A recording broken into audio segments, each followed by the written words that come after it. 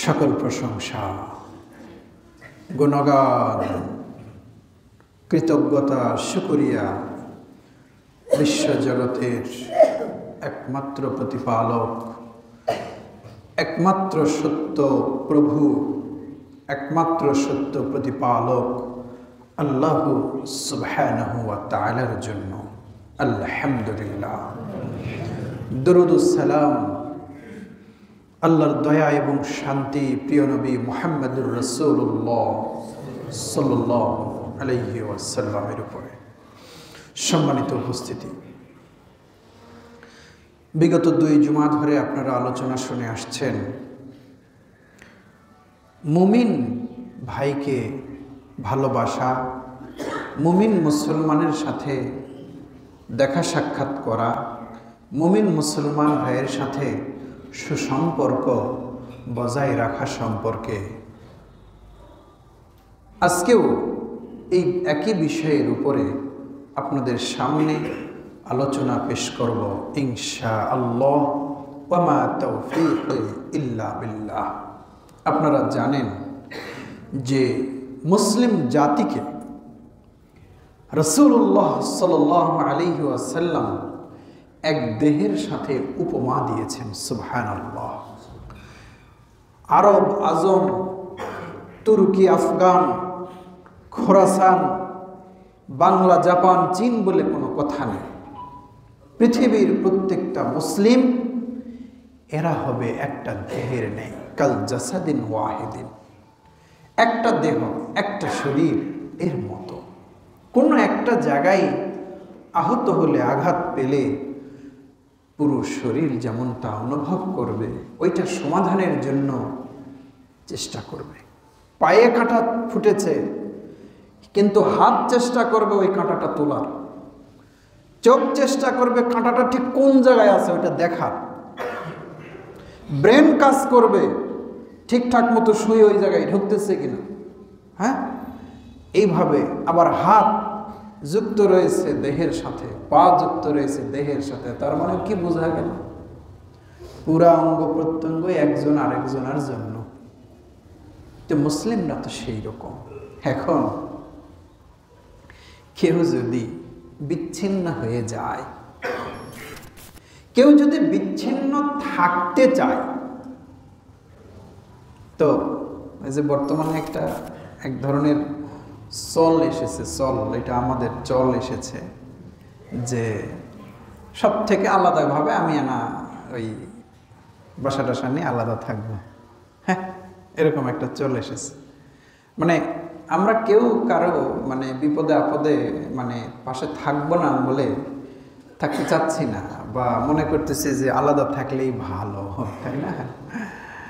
তো এটা ভালো নয়, এটা দীর্ঘমেয়াদীভাবে এটা ভালো নয়। সাময়িক মনে হচ্ছে যে এটা ভালো, কিন্তু দীর্ঘমেয়াদী যেটা আল্লাহর পরিকল্পনা ওইটাই শেষে বাস্তবায়ন হবে।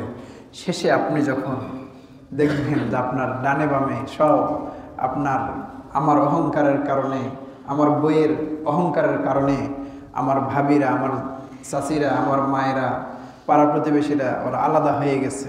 হ্যাঁ, আমি আলাদা করে থাকতে চেয়েছি। এই করতে করতে করতে করতে যখন দেখবেন যে সমাজের মূল শিকড়ের সাথে আপনার আমার কোনো যোগাযোগ নাই, এককালে দেখবেন যে হায় হায় হায় হায়, আমি এটা কি মানুষ না? এটা কি মানুষ? তো সামাজিক জীব। মানুষ কি জীব? সামাজিক জীব, সবাই জানে। তো সামাজিক জীব অসামাজিক যে হতে চায়, অসামাজিক সমাজ থেকে যে বাইরে একাকী থাকতে চায়, তাহলে ও কি সামাজিক জীব না অসামাজিক জীব?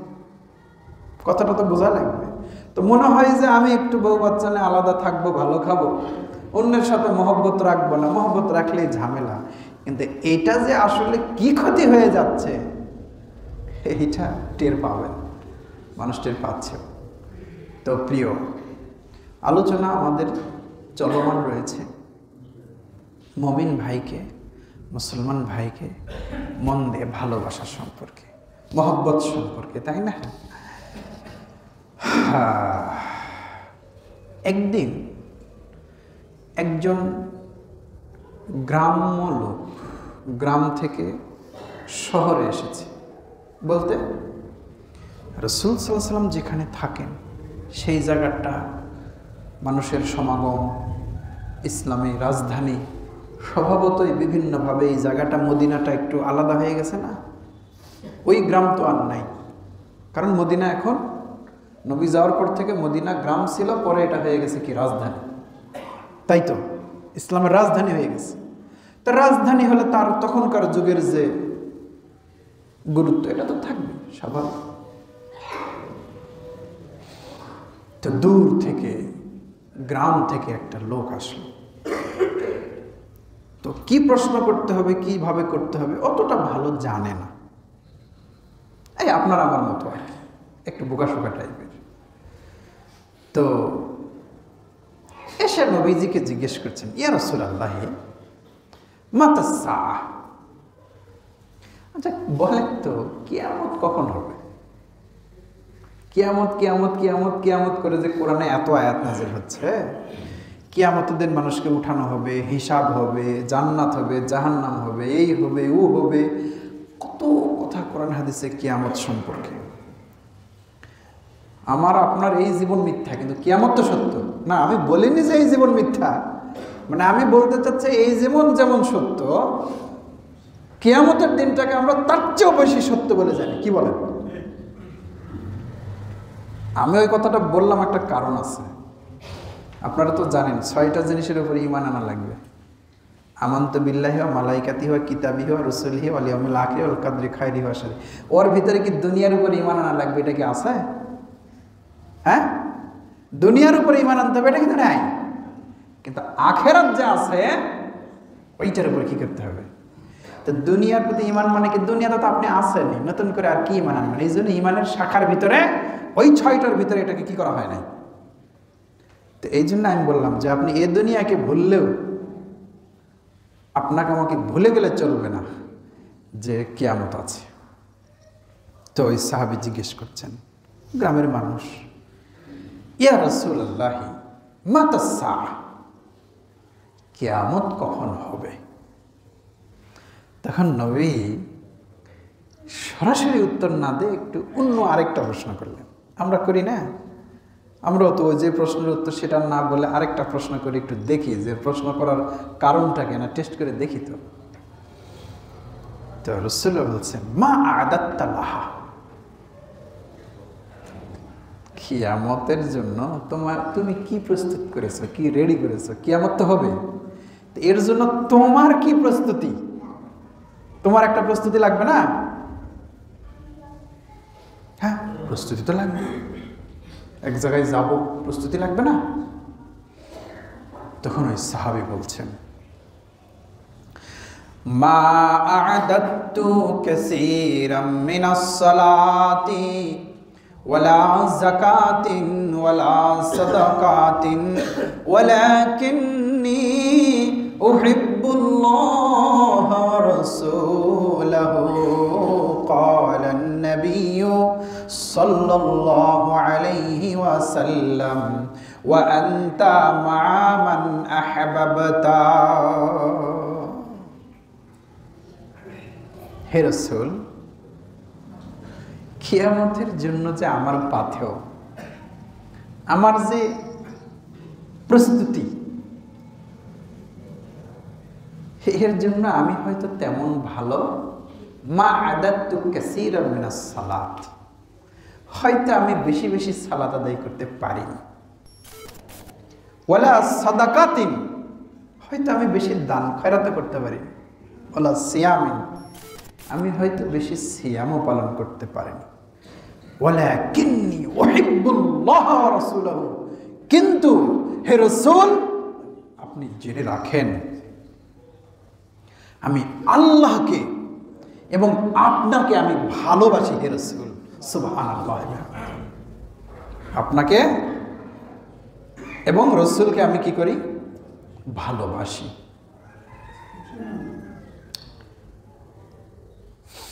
আসলে কি আলোচনা হচ্ছে আমি ঠিক বুঝতে পারছি না।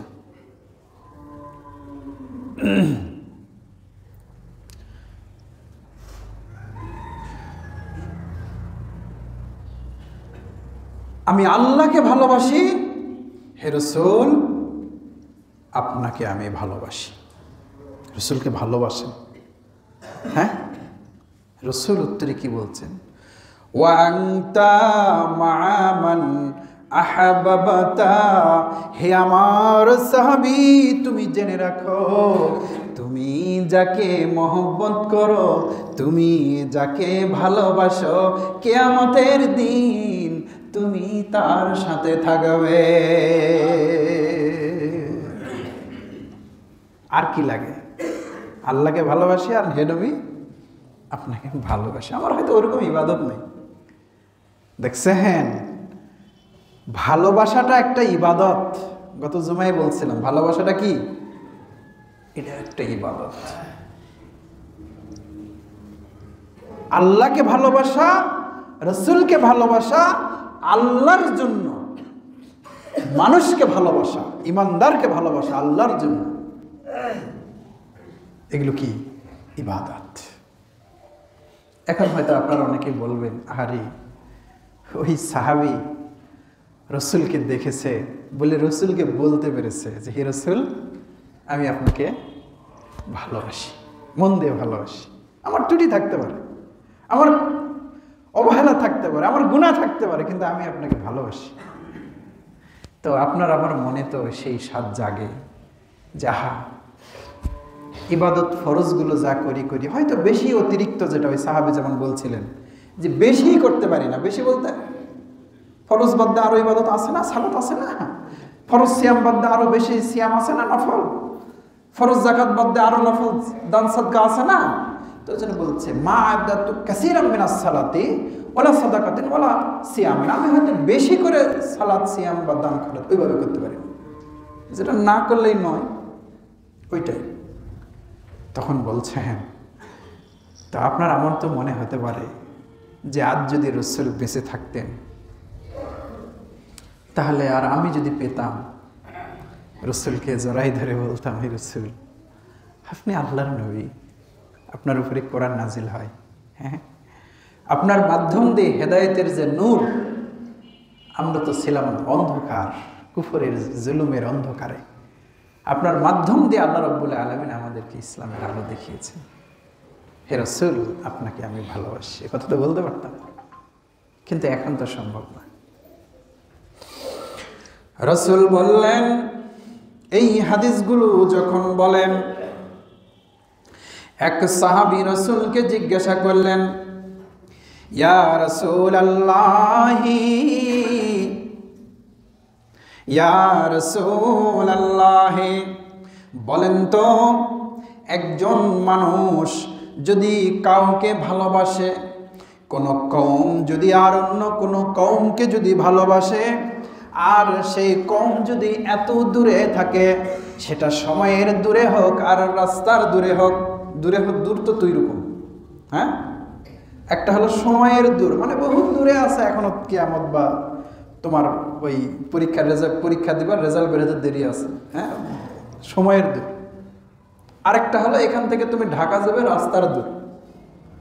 আরেকটা দূর আছে হলো কি, সময়ও আছে, বাড়িতেও আছে, কিন্তু মনের দূর, কেউ কারোর সঙ্গে কথা কয় না, মহব্বত নেই, ওইটা আলাদা। ওইটা ভাঙার জন্যই তো এই কথাগুলো, যে মুমিনের সাথে মহব্বত রাখতে হবে, যে কোনো ভাবেই চেষ্টা করতে হবে।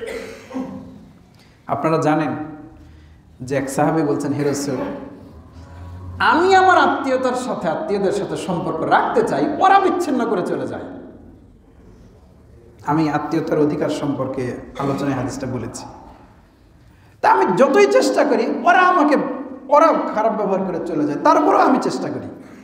তাই হ্যাঁ, জেনে রেখো তোমার জন্য একজন ফেরেশতা সর্বদা নিয়োগ দিয়ে রাখেন আল্লাহ রাব্বুল আলামিন, সুবহানাল্লাহ।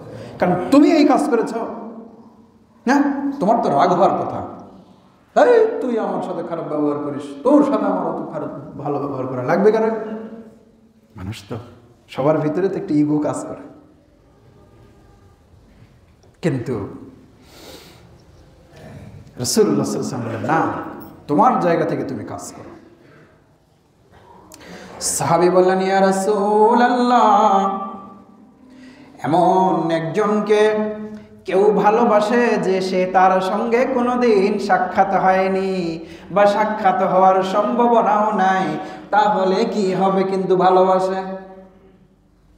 হ্যাঁ, আছে তো, এরকম আছে না? দূরের মানুষ, ওই লোকটাকে আমরা ভালোবাসি, কাবার ইমামকে ভালোবাসি, আর কতজনকে ভালোবাসি, কিন্তু হয়তো কোনোদিন দেখি নাই। হাজরা আসওয়াদকে চুমু দেওয়ার জন্য মনে টান আছে, হ্যাঁ, কিন্তু যাওয়ার সুযোগ হয় না। আছে তো ভালোবাসা, তো দূরে থেকে ভালোবাসা হয়, তো হয় না? দূরে থেকে মানুষ মানুষের জন্য চোখের পানি ফেলে না। আল্লাহ রাসূল বললেন, ভালোবাসাটা হলো হৃদয়ের। হে আমার সাহাবী, তুমি জেনে রেখো, তুমি জেনে রেখো, আল মারউ মা মান আহাব্বা। এই দুনিয়াতে সময়ের ব্যবধানে যদি কারো সঙ্গে দেখা না হয়, কোন মুমিনের সাথে যদি দেখা না হয়, দূরত্বের কারণে যদি দেখা না হয়, আর সত্যিই যদি অন্তর দিয়ে কেউ কাউকে ভালোবাসে, রাসূল বললেন আল মারউ মা মান আহাব্বা, কিয়ামতের দিন ওই ব্যক্তি তার সঙ্গে থাকবে যে তাকে ভালোবাসে। অতএব জেনে নেন, আমরা 1400-1450 বছর পার হয়ে গেছে, হে রাসূল, পার হয়ে গেছে রাসূল, কিন্তু আমরা রাসূলকে ভালোবাসি। আবু বকর চলে গেছে, ওমর চলে গেছে, ওসমান চলে গেছে, আলী রাদিয়াল্লাহু আনহু চলে গেছে, খালিদ বিন ওয়ালিদ চলে গেছে, আয়েশা রাদিয়াল্লাহু তাআলা আনহা চলে গেছে, খাদিজা চলে গেছে, এইরকম ভাবে ইমাম আবু হানিফা চলে গেছে, ইমাম শাফি চলে গেছে, ইমাম মালিক চলে গেছে, ইমাম আহমদ বিন হাম্বল চলে গেছে, চলে গেছে। কিন্তু আমরা বলছি, হে আল্লাহ, তুমি সাক্ষী থাকো, তোমার রাসূলকে, তোমার সাহাবীকে আমরা ভালোবাসি, হে আল্লাহ। এই ভালোবাসার দাবি যদি আপনার অ্যাকুরেট হয়, কারেক্ট হয়, এবং যদি কোনো রং, ভিতরে যদি কোনো ভুল না থাকে, তাহলে রাসূলের হাদিসও জেনে রেখেন আপনার জন্যই প্রযোজ্য। দূরে হয়েছে তো কি হয়েছে, দেখা হয়নি তো কি হয়েছে, হৃদয় দিয়ে আপনি যাকে ভালোবাসেন, কিয়ামতে তার সাথে আপনার আমার অবস্থান হবে, আলহামদুলিল্লাহ। এজন্য মহব্বত আমরা রাসূলকে না দেখেই ভালোবাসি, কি বলেন? সাহাবীদেরকে না দেখেই আমরা কি করি? ভালোবাসি, আলহামদুলিল্লাহ।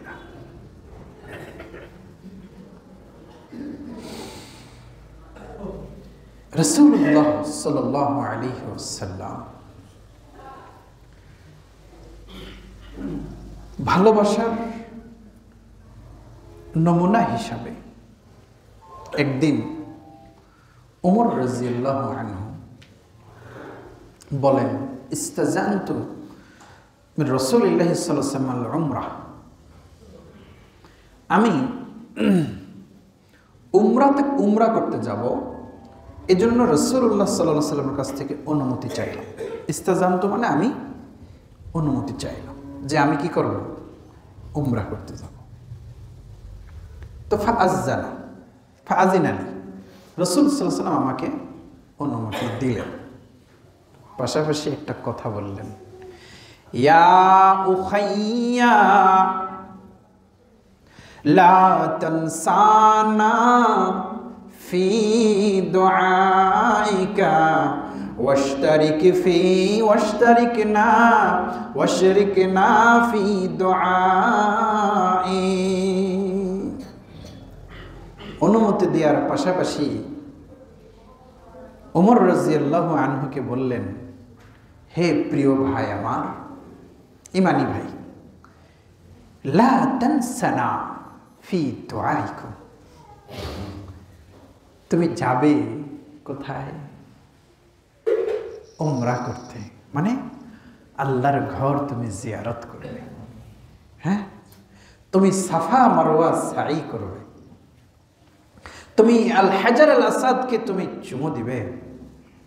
বড় বরকতের জায়গা, যতবা খুব মহব্বতের জায়গা, হ্যাঁ, ওখানে তুমি যাবে, যাও, অনুমতি দিলাম। লা তানসানা ফি দুআইকুম, আল্লাহর কাছে যখন তুমি দোয়া করবে, তোমার দোয়ার ভিতরে আমাদেরকে তুমি ভুলে যেও না, ওয়াশরিকনা ফি দুআইকা, তোমার দোয়ার ভিতরে আমাদেরকে তুমি শামিল করে নিও।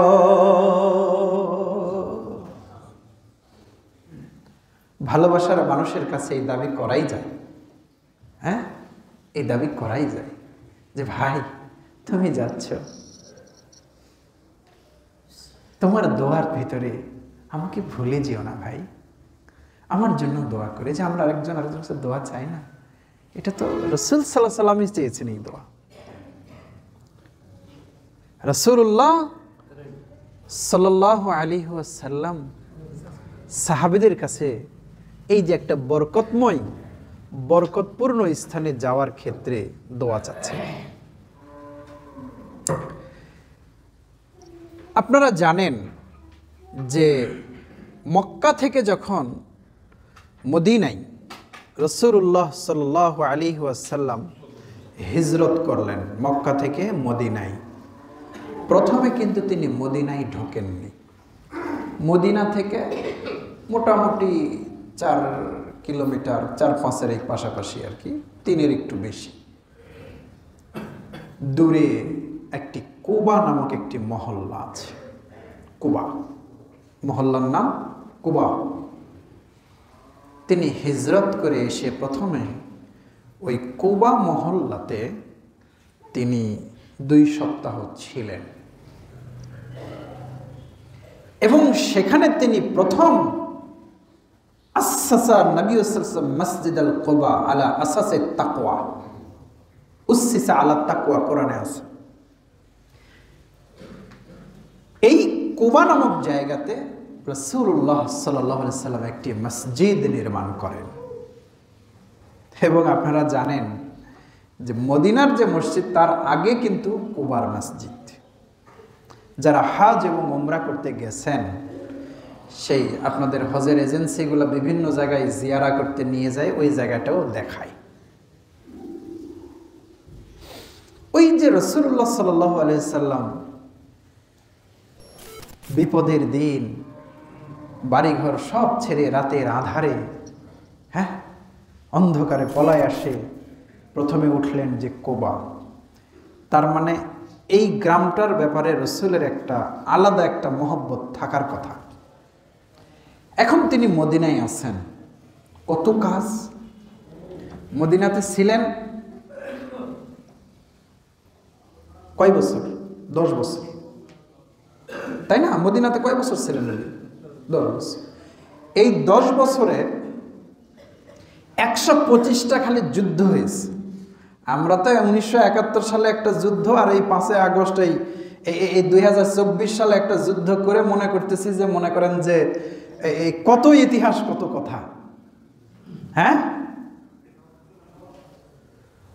আর রাসূলুল্লাহ সাল্লাল্লাহু আলাইহি ওয়াসাল্লাম 10 বছরে কয়টা যুদ্ধ করেছেন? করতে হয়েছে তো জুলুমের বিরুদ্ধে। আপনাকে লড়তে হবে, না লড়লে কোনোদিন জালেম কখনো উৎখাত হবে না। ফেরাউনের বিরুদ্ধে মুসাকে লাঠি ধরতে হবে।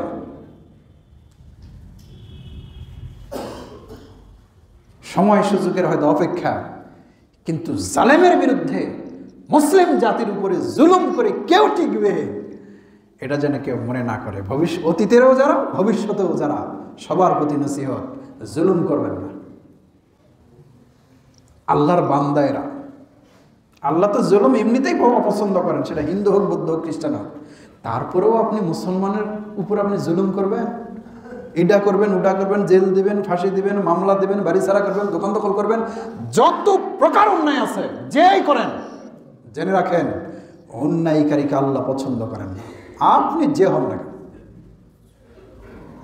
মুমিনের উপরে অন্যায় আল্লাহ এটা বরদাস্ত করবেন না। সময়ের ব্যাপার।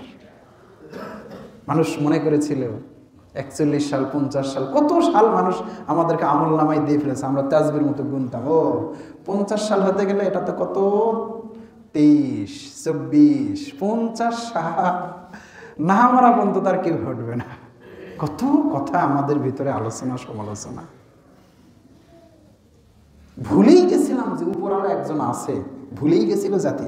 আরে আপনার কথা বলিনি, আমিও বলেছি। জাতি ভুলে গেছে আল্লাহ একজন আছে, অনেক কিছু করতে পারেন, সব কিছুর উপরে ক্ষমতাবান। ভুলে গেছি। সবার প্রতি নসিহা, জুলুম করবেন না। যেই হন জুলুম থেকে বেঁচে থাকবেন। আল্লাহ রাসূল সাল্লাল্লাহু আলাইহি ওয়াসাল্লাম মসজিদে কুবাতে তিনি অবস্থান করেছিলেন। আমি যে জিনিসটা বোঝাতে চাই, 125টা যুদ্ধ, 86টা যুদ্ধে নবীজি সাল্লাল্লাহু আলাইহি সাল্লাম স্বয়ং সেনাপতি, 76টা যুদ্ধে, বাকিগুলো তিনি সাহাবীদের দ্বারা পাঠিয়েছিলেন। বলেন তো রাসূলের জীবনের ব্যস্ততা আপনার আমার জীবনের ব্যস্ততার দিক থেকে কত হাজার গুণ বেশি ছিল। সেই রসুলুনাল হাবিব তিনি প্রত্যেক ইয়াউমাস সাবতি, প্রত্যেক শনিবারে মাসিয়ান আও রাকিবান, হয় ঘোড়ার পিঠে চড়ে নয়তো উটের পিঠে চড়ে, নয় মাসিয়ান অথবা পায়ে হেঁটে, প্রত্যেক সপ্তাহে শনিবার দিন মসজিদে কুবাতে কুবা গ্রামবাসীর জন্য সাক্ষাতের জন্য তিনি প্রত্যেক সপ্তাহে গমন করতেন। ওই উসসিসা আলাত তাকওয়া, যে মসজিদটি তাকওয়ার উপরে প্রতিষ্ঠিত হয়েছিল, ওই মসজিদে যে নবী সালাতের ওয়াক্ত না হলেও দুখুলুল মসজিদ 2 রাকাত সালাত আদায় করতে। আমি এই কথাটা, এই হাদিসটা বলছি কেন জানেন? আপনি আমি এই যে আমাদের ভাই বেরাদার, আত্মীয় স্বজন, শ্বশুর শাশুড়ি, মামা ভাগ্নে, আমাদের এমন সময় নাই কারো তাদের সঙ্গে সাক্ষাৎ, একটু মহব্বত, একটু হাদিয়া আদান প্রদান, আমি যাব আপনি আসবেন, মহব্বত। মুমিনকে কি ভালোবাসা বাসবে, সেই ভালোবাসা থেকে এমন দূরে যে আপনার আমার টাইম নেই। তো মনে হচ্ছে যে রাষ্ট্রপতি আপনি, তা আপনি বলেন তো মদিনার রাষ্ট্রপতি, আমি যে ঘটনাটা বলছি এটা তখনকার রাষ্ট্রপতিটা কে? তো রাষ্ট্রপতি উনি পায়ে হেঁটে, ঘোড়ায় চড়ে অথবা উঠে চড়ে কোথায় যান? কুবা মসজিদে যান। সুবহানাল্লাহ। এটা আপনার আমার জন্য কি শিক্ষা বয়ে আনে? এটাকে একটু বোঝা যায় নাকি?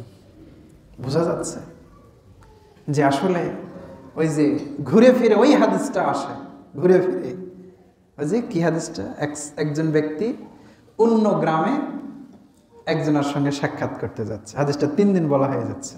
না বলে কি করব, বলতেই ইচ্ছা করে। আপনাদের শোনার ইচ্ছা হোক আর না হোক, আমার যে বলতে ইচ্ছা করে যে, আর মাইক পাইছে আমি আর ছাড়ি।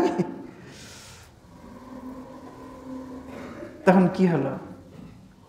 আল্লাহ ফেরেশতা পাঠিয়ে দিলেন। ফেরেশতা মানুষের রূপ ধরে এসে বলছে, কোথায় যাও? অমুক গ্রামে। তো তুমি অন্য গ্রামে যাচ্ছ, ওর কাছে বুঝি কিছু পাবে, বুঝি ভালো জিনিস আছে তাই যাচ্ছ না? না না না, ওই গ্রামে একটা লোক থাকে, আমি তাকে আল্লাহর জন্য ভালোবাসি। কার জন্য ভালোবাসি? অন্য কোনো লেনা দেনা কিচ্ছু নেই, আল্লাহর জন্য ভালোবাসে বলে সাক্ষাৎ করতেছে। তাই? হ্যাঁ। তাহলে জেনে রাখো, আমিও মানুষ না, আমি আল্লাহর ফেরেশতা। আল্লাহ তোমার কাছে এই মেসেজটা দিয়ে পাঠিয়েছে যেন বলি আমি যে আল্লাহ বলে পাঠাইছেন, তুমি যেরকম অন্য গ্রামে আল্লাহর জন্য ভালোবাসো বলেই দেখা করতে যাচ্ছ, ওর কাছে গেলে ইসলামের কথা, দ্বীনের কথা, আমলের কথা, হ্যাঁ, একটু আল্লাহর মানে এক কথায় ইসলামী বিষয়গুলো জাগে, তাকে দেখলে ভালো লাগে, ইমানের কথা জাগে, ইবাদতের প্রতি আগ্রহী হয়, আল্লাহর জন্যই ভালোবাসো। তাহলে তুমি যেরকম তাকে ভালোবাসো, আল্লাহ তোমাকে ওইরকম ভালোবাসে। এই সংবাদ নিয়ে আমি ফেরেশতা তোমার কাছে মানুষের রূপে এসেছি, আল্লাহ আমাকে পাঠিয়েছে। তো আমি কি আসলে এটা বোঝাতে পারছি যে মদিনাতে তিনি বাদশাহ, যুদ্ধের সেনাপতি, বিচারক, নবী, কতগুলো দায়িত্ব। এতগুলো দায়িত্বের পরেও তিনি বলেননি কুবাবাসীকে, আপনার আমার সময় হয় না। হ্যাঁ, সময় হয় না। না মনে করেছে কি মানুষ দোকান নিয়ে কবরে ঢুকবে, এটাই মানুষ মনে করেছে। দোকান নিয়ে তো কবরে ঢুকবেন না, এটা সবাই জানে। তারপরেও কেন আপনি দোকান ছেড়ে নামাজে, ইবাদতে, মুসলমান ভাইয়ের সহযোগে আপনি উঠতে কেন পারেন না? আপনাকে আল্লাহকুমুত তাকাসুর, এই সূরা তাকাসুরটা আপনার আমার জন্যই প্রযোজ্য। আলহাকুমুত তাকাসুর হাত্তা যুরতুমুল মাকাবির। খবরে না যাওয়া পর্যন্ত কিছু কিছু মানুষকে এই দুনিয়ার এই কারবারে এমন করে ওকে মানে ব্যস্ত করে দিবে। আলহাকুম মানে কি? আলহাকুম মানে ওকে ওখানে ব্যস্ততায় গ্রাস করে ফেলেছে, ওরা টাইম নেই কোনো দিকে যাওয়ার। এটাই হলো আলহাকুম আর তাকাসুর। তাকাসুর মানে এই যে বেশি বেশি আমাদেরকে এই দোকানদারি করতে হবে, রাজনীতি করতে হবে, আরও কিছু করতে হবে, মানে দুনিয়ার সব কিছু বৃদ্ধি করার জন্য যে ব্যস্ততা, এটাকে বলা হয় আলহাকুমুত তাকাসুর। এটা কতদিন পর্যন্ত চলবে? হাত্তা যুরতুমুল মাকাবির। মাকাবির মানে কবর। এই কবরের যাওয়ার হাত পর্যন্ত ছুটবে না। তো এই কথাটা যে আল্লাহ বললেন, এটা কি ভালোর জন্য বলেছেন না এটা গালি দিয়ে বলেছেন? বলেন তো, সতর্ক করেন না এই কথাটা? তা আপনাদেরকে একটু আমি ওই কথাটাই বলতে চাচ্ছি। বাবা, চোখ দুটা বন্ধ হয়ে গেলে ওই দোকান ওই জায়গাতেই থাকবে, ওই চাকরি ওই জায়গাতেই থাকবে, দেশ ওই জায়গাতেই থাকবে। ওই যে ছেলেপেলেরা ফেসবুকে একটা কথা লেখে যে সম্পদ অর্জন, অবৈধভাবে কেউ যদি সম্পদ অর্জন করে, অথবা আল্লাহর কেউ বৈধ সম্পদ অর্জন করেছে কিন্তু নামাজ রোজা বাদ দিয়ে, ওটাও কিন্তু অবৈধ সম্পদ। এটা আমি আপনাদের কিন্তু বলেছি এটা আগে। ইনকাম বৈধ, কিন্তু আজান হওয়ার পরে সে দোকান বন্ধ করে নামাজে যেতে পারেনি, তাহলে ওর ইনকামটা এখন হালাল না হারাম? হারাম। এটা কিন্তু আমি আপনাদেরকে বলেছি, কিন্তু মানুষকে ঠকায় না। ধরেন 2 নম্বর জিনিসকে কসম খায় 1 নম্বর করে বিক্রি করেনি, তাও বুঝলাম, কিন্তু তারপরেও আল্লাহর ইবাদতকে যদি ফাঁকি দেয়, ফরজ ইবাদতকে যদি ফাঁকি দেয়, তাহলে ওই ইনকামও কি হারাম। এটা তো বলেছি আপনাদেরকে। তো মানুষ ইনকামের জন্য, এই হারাম ইনকামের জন্য মানুষ ব্যস্ত হয়ে যাবে, এটা ঠিক যে মানুষ মারা গেলে এগুলো সে ছেড়েই কবরে যাবে। এই মালটা ভোগ করবে কে? ছেলেমেয়েরা। আর ওই মালের জন্য আযাব খাটবে কে? মানে একজন ভোগ করবে, আরেকজন কি করবে? আযাব খাটবে কবরে। এই তো মাল তো ওইটাই। এই যে দেখেন না, মসজিদ মাদ্রাসা, কিছু মানুষ আল্লাহকে পাওয়ার জন্য মসজিদে জমি দান করেছে, মাদ্রাসায় জমি দান করেছে, আছে কি নাই? আর একদল লোক যে কি করেছে, ওই জমির টাকা ডাকে নিয়ে যায়, নিজেরা মেরে খাচ্ছে। এটা কি আমি ভারতের কথা বলছি? আপনি কি মনে করছেন এটা আমেরিকার কাহিনী? এই দেশের আমি নাগরিক না? একই জিনিস বাবা। কেউ মসজিদ মাদ্রাসার জন্য যে জমিটা দিয়ে আল্লাহর কাছ থেকে সে জান্নাতের রাস্তা ক্রয় করেছে, কারণ আল্লাহ তো বলেছেন তো যে জান এবং মালের বিনিময়ে তোমরা জান্নাত কিনে নাও, তো মাল তো দিছে। তো একটা একই জিনিস দিয়ে কেউ জান্নাতের রাস্তা কিনে নিচ্ছে, ওই একই জিনিস দিয়ে কেউ জাহান্নাম ক্রয় করে নিচ্ছে। ওই একই জিনিস, জমি কিন্তু ওইটাই। এটার আপনার আমার দৃষ্টিভঙ্গির ব্যাপার। এখন যে যেটা করবেন। সুবহানাল্লাহ। আজকের মুমিনের সাথে মুমিনের ভালোবাসা, এই শিরোনামের সর্বশেষ যে কথাটা বলে আজকের খুতবা এবং এই বিষয়ের খুতবা শেষ করব। আপনাদের সকলের জানা হাদিস, কিয়ামতের দিন কোনো কি ছায়া থাকবে? কোনো বিল্ডিং? গোটা পৃথিবীতে একটা মাঠ হয়ে যাবে। সেদিন একটি মাত্র ছায়া, সেটা হলো আল্লাহর আরশ। তাহলে আল্লাহর আরশ এটা দৃশ্যমান কিনা? যার কি হবে? ছায়া হবে। যার কি হবে? ও জ্ঞানীরা, যারা বলেন যে আল্লাহর কোনো আকার নাই, আপনারা একটু বুঝেন। কোরআন হাদিস একটু বুঝেন। হিন্দু ধর্ম, খ্রিস্টান ধর্মের মানে বইপত্র পড়ে আমাদের ব্রেন এমন হয়েছে যে ঈশ্বর সর্বত্রই বিরাজমান আর ঈশ্বরের কোনো আকার নাই। এটা হিন্দুদের আকীদা। এই হিন্দুদের আকীদা মুসলমানরা লালন করে যে আল্লাহ সর্বত্রই বিরাজমান আর আল্লাহর কোনো আকার নাই। আহাম্মক কোথাকার। তার আকার তার মতো, আপনার আমার মতো না। বিশ্বাস করতে হবে তার আছে। তিনি আরশে আজিমে থাকেন, কিন্তু তার ক্ষমতা, তার দৃষ্টি, তার জানা সব জায়গায় কি একই সমান। আরশেও যেরকম দেখেন, জমিনেও এরকমই কি তিনি দেখেন। আরশে যেরকম তার হুকুম, জমিনেও তার একই হুকুম। তার নিয়ন্ত্রণের বাইরে, তার কবজার বাইরে কোনো কিছু নাই। কিন্তু তিনি আছেন কোথায়? তো এই কথাটা তো বোঝা লাগবে। তো কোনো ছায়া থাকবে না। হানাফি আহলে হাদিস সব বক্তারাই বলতেছে যে কিয়ামতের দিন আরশের ছায়ার নিচে কয় শ্রেণীর লোক আশ্রয় পাবে? আপনারা তো জানেন, 7 শ্রেণী। এটা কিন্তু আপনাদের হাদিস আরবি না হলেও যা বাংলা মুখস্থ। তাহলে আরশ আছে, ওখানে আল্লাহ বসবেন, ওই আরশের আবার ছায়া হবে। তার মানে একটা পদার্থ না হলে কি তার ছায়া হয়? না, মানে কঠিন পদার্থ না হলে কি তার ছায়া হয়? আপনাদেরকে কেমন করে যে ফতুয়া বুঝাবো আমি বুঝতে পারি। মানুষ আল্লাহকে নিরাকার মনে করে। আল্লাহ রসুল বললেন, সেই কিয়ামতের কঠিন ময়দানে লা জিল্লা ইল্লা জিল্লুহু, যখন কোনো ছায়া থাকবে না, শুধু ছায়া থাকবে একটাই, আল্লাহর আরশের ছায়া। সেই ছায়ার নিচে আল্লাহ 7 শ্রেণীর মানুষদেরকে ডেকে ডেকে এনে ওই আরশের ছায়াতে, যে ছায়া হবে ওই ছায়াতে তাদেরকে আশ্রয় দিবে। এর ভিতরে আপনারা জানেন 4 নম্বরে ওয়ারাজুলানি তাহাব্বা ফিল্লাহি ইজতামা আলাইহি ওয়া তাফাররাকা আলাইহি। রাজুলানি, 2 জন ব্যক্তি, তাহাব্বা ফিল্লাহে, এ ওকে ভালোবাসে আল্লাহর জন্য, ও ওকে ভালোবাসে আল্লাহর জন্য। আল্লাহর জন্য 2 জনকে বন্ধু হয়েছে, আল্লাহর জন্যই 2 জনের বন্ধু হয়েছে। স্বামী স্ত্রী 2 জনের বন্ধু হবেন আল্লাহর জন্য। স্বামী তার স্ত্রীকে নামাজের জন্য ডাকিয়ে দিবে, স্ত্রীকে পর্দা শিখিয়ে দেবে। স্ত্রী তার স্বামীকে নিজে তাহাজ্জুদ পড়বে, স্বামীকেও তাহাজ্জুদের জন্য জাগিয়ে দিবে। ফজরের আজান হলে স্ত্রী নিজে যেমন উঠবে, স্বামীকে তেমন জাগিয়ে দিবে। এইভাবে একজন আরেকজনের বন্ধু হয়ে যেতে হবে। ভাই ভাইয়ের বন্ধু হয়ে যাবে, চাচা ভাতিজা বন্ধু হয়ে যাবে, ভাই বোন বন্ধু হয়ে যাবে।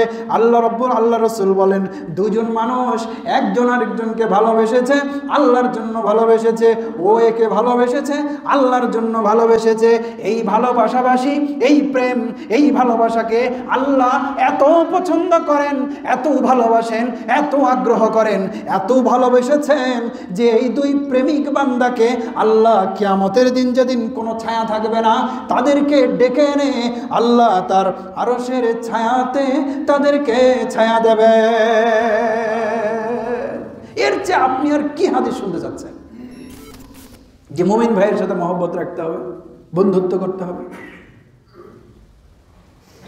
আল্লাহ সুবহানাহু ওয়া তাআলা আপনাকে আমাকে, প্রতিটি মুমিন মুসলমান ভাইয়ের সাথে হিংসা নয়, মহব্বত রাখার মতো যে দিল, বিকলবিন সালিম, এরকম পরিশুদ্ধ অন্তর দান করুন। আল্লাহুম্মা আমিন। আপনি কি জানেন শরীর সুস্থ হয়, অসুস্থ হয়? হ্যাঁ, এই কালব, মনটাও কিন্তু কলবুন সালিম মানে সুস্থ, আর কলবুন মারিদুন মানে অসুস্থ। মানুষের কলব কিন্তু অসুস্থ হয় বাবা। ফি কুলুবিহিম মারাদুন ফাযাদাহুমুল্লাহু মারাদ। সূরা বাকারার এই প্রথম দিকেই তো আছে। তাদের অন্তরে রয়েছে কি রোগ, অন্তরটাই রোগাক্রান্ত অন্তর। আর রোগ খালে দিন দিন বেড়েই যায়। তো বাবারে, আপনি একটু চিন্তা করে দেখেন, আপনার শরীর ভালো আছে, শরীরের সুস্থতা অসুস্থতা বোঝেন, কিন্তু মনের সুস্থতা অসুস্থতা কি বুঝতে পারছেন? এইটা মানুষ কিন্তু আর বোঝে না। আজান শুনে যদি আপনি মসজিদে যদি আসতে পারেন, আপনার মন কি আছে? সুস্থ আছে। আর যদি আপনি আর না আসেন, ফাঁকি দেন, তাহলে বুঝতে হবে যে আপনার হৃদয়টা কি? অসুস্থ। মানে ওই হৃদয়ে, মানে কি বলবো, পেট ভালো থাকলে তো পোলা কর্মার দুধ ডিম ভালো, তো অসুবিধা নাই।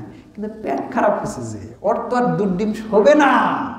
যে পেটে দুধ ডিম সয় না, ওই পেট কি না? যে অন্তরে, যে কানে আজান ঢোকে না, যে অন্তরে নামাজ ঢোকেনি, তা আজান তো হচ্ছে, নামাজ তো হচ্ছে আশেপাশে, কিন্তু ওর ওটা ঢোকেনি, তার মানে কি? অসুস্থ হৃদয়ে দুধ ডিম কাজে লাগবে না। আপনি মনে করেন না যে আপনি বাহাদুর, আপনি শিক্ষিত, আপনার টাকা আছে, আপনি অসুস্থ, আপনার চিকিৎসার দরকার আছে। এই জন্য ওরা হয় না আপনার। আলেম ওলামাক দেখে ভাল লাগে না, ইসলামে ভাল লাগে না, যত গীবত আছে দুনিয়ার সব ক্ষতি হুজুরেরা করেছে। কালকে এক ওসি বক্তব্য দিচ্ছিল, বক্তব্য শুনে মনে হচ্ছে যে সব দুনিয়ার ক্ষতি আলেমরা করেছে, আর ওসিরা কিছু করে নাই মনে হচ্ছিল আর কি।